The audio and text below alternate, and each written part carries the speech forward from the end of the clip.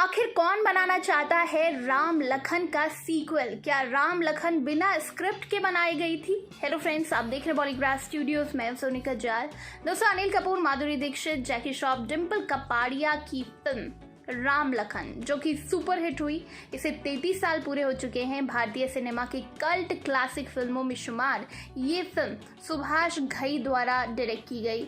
उन यादों से गुजरते हुए सुभाष घई ने हमारे सहयोगी से बात की और हमें पता चला कि सुभाष घई ने इसके बारे में एक ऐसी बात बताई जो आप नहीं जानते होंगे। जी हाँ दोस्तों, राम लखन का सीक्वल बनाना चाहते हैं, इस बारे में बताया गया।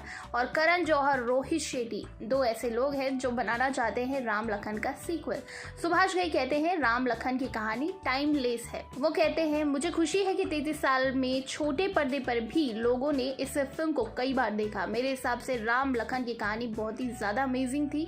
इसमें राखी द्वारा निभाई गई माँ, राम जैसे भाई और लखन जैसे करप्ट इंसान की ताकत थी।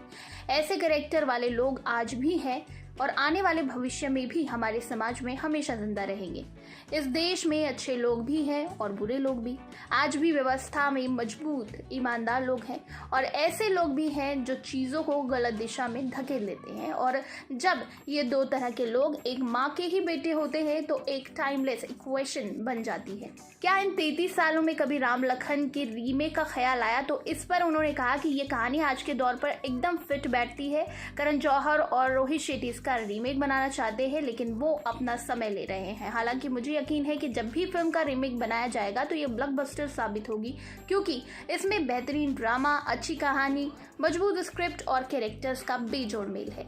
सुभाष घई फिल्म में जुड़ी एक और दिलचस्प कहानी के बारे में बताते हैं। वो कहते हैं कि मैंने जल्दबाजी में राम लखन बनाना शुरू कर दिया था। मैंने देवा फिल्म का काम जो था वो बंद कर दिया था, इसीलिए मुझे ये फिल्म 1 महीने के अंदर शुरू करनी थी। मेरे पास राम लखन के आइडिया थे और कहानी नहीं थी। मुझे एक कहानी और स्क्रिप्ट लिखनी थी।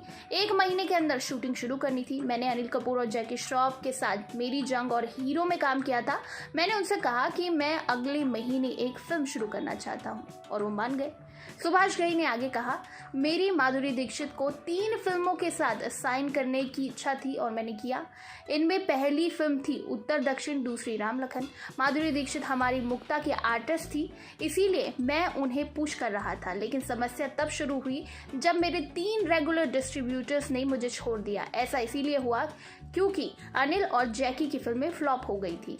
मुंबई के साथ ही दिल्ली, यूपी, पश्चिम बंगाल में डिस्ट्रीब्यूटर्स ने फिल्म छोड़ दी। मुझे फिल्म बनाने के बाद इसे बेचना पड़ा। स्क्रिप्ट को शूटिंग के बाद ही इम्प्रूव करना पड़ा। आज हर किसी को एक कसी हुई स्क्रिप्ट चाहिए, जबकि मैंने राम लखन को बिना किसी प्रॉपर स्क्रिप्ट के बना दिया था और ये ब्लॉकबस्टर साबित हुई। वाकई कई कबार चीज़ें हो जाती है और हमेशा जिंदा रहती है और हमारे बीच ये फिल्में बहुत ज़्यादा पॉपुलर हो जाती है। राम लखन उन्हीं में से एक है और इसीलिए इसके सीक्वल का इंतज़ार भी है।